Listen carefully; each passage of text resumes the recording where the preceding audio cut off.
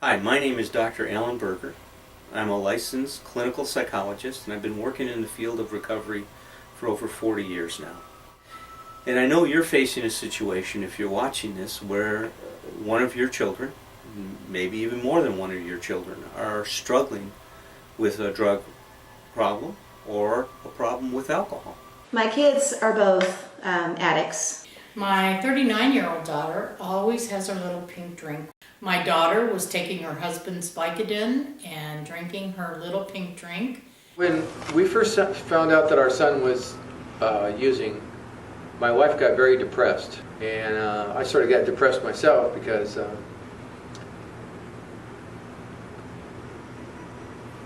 it's hard.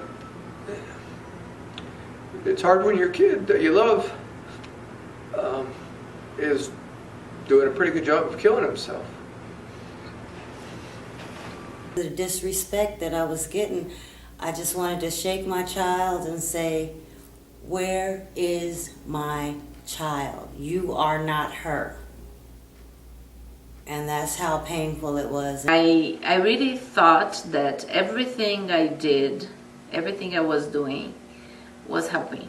And now that I learned what these terms mean, I know that I enabled him, and I know that I didn't really help him with my actions. For example, the first time he had to go to court, I hired an attorney, paid for the fees, made sure he was dressed appropriately, took him to see the attorney, took days off to go to court with him, wrote letters to the judge. I used to get very scared when the phone rang because you always had that feeling of dread, like it's the police on the phone saying he was in an accident or he was overdosed or whatever. So while he was in these recovery homes, the first couple of times our health insurance kicked in, but they only cover so many days, so I was making up the difference. When I took him to that place in the desert, it was cash only, so I paid for that, and it was non-refundable. So I spent a lot of money. I would estimate about $10,000 trying to save him, until one day I had this little epiphany that if he really wanted help, it was free. And that's when I decided to cut him off. But he had been in and out of, like I said, he had been in and out of sober living homes. He went to this ranch in Norco. He was living in, all different kinds of facilities, and nothing worked because he wasn't ready. During the past, we've put him in rehab 4 different times. One time we had to send him out of state in a lockdown unit because California doesn't have a lockdown unit for kids that are under 18. So we sent him to Reno, Nevada. I didn't want them to make mistakes. I didn't want them to make mistakes that were permanent, basically. So I'd run around trying to head the problem off at the pass before they could have something sort of have a permanent consequence. And I had to learn to let them fall down and fall down and fall down and make their own mistakes and come up with their own solutions. This made me feel like a bad mother, and then I had to deal with the guilt. My husband was angry. He doesn't understand. He feels that we have a choice. He doesn't understand that it's a disease. He's heard that it's a disease. I certainly wish my husband would go to Al-Anon. I've seen parents do all kinds of incredible things trying to help their children to deal with this. But the first thing that's important for any parent is for you to get a hold of yourself and to get a hold of your anxiety.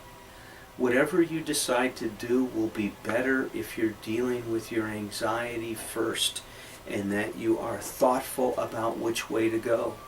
And as hard as that was, that's what I had to do. I had to let my baby go and give her to my higher power. And it worked out when I finally let go. They have to do it on their own in order for them to really have the lesson. I have no control over what my son does. And I used to think that I could stop him and make him quit using, but I realized that it's totally up to him. And one of the benefits of coming to meetings is that you realize that you're in charge of your own life, and he's in charge of his, and no matter what I do, if he still wants to use or drink alcohol, there's nothing I can do to stop him. But I've learned that I can control my life. I've seen it over and over again that the parents have to get out of the way. I witnessed it with my own brother who used to drink and do drugs, and my parents were constantly rescuing him, constantly bailing him out of jail, constantly helping him, getting him a job here or setting him up in a new apartment. And the bottom line for my brother was that he had to be ready. I've heard of parents who have mortgaged their house to bail their kids out of jail. I've heard of parents who have spent every penny they have to try to get their children to just quit the addiction. And really the only thing that works is when they decide that they're ready to kick their addiction. You can go on and have a happy life no matter how devastated you are, no matter what life throws at you. And I also learned that no matter how good a parent you are, or daughter, or wife, or mother, is that if your loved one has this disease, has this gene, then you are absolutely hopeless and helpless unless you go into recovery yourself.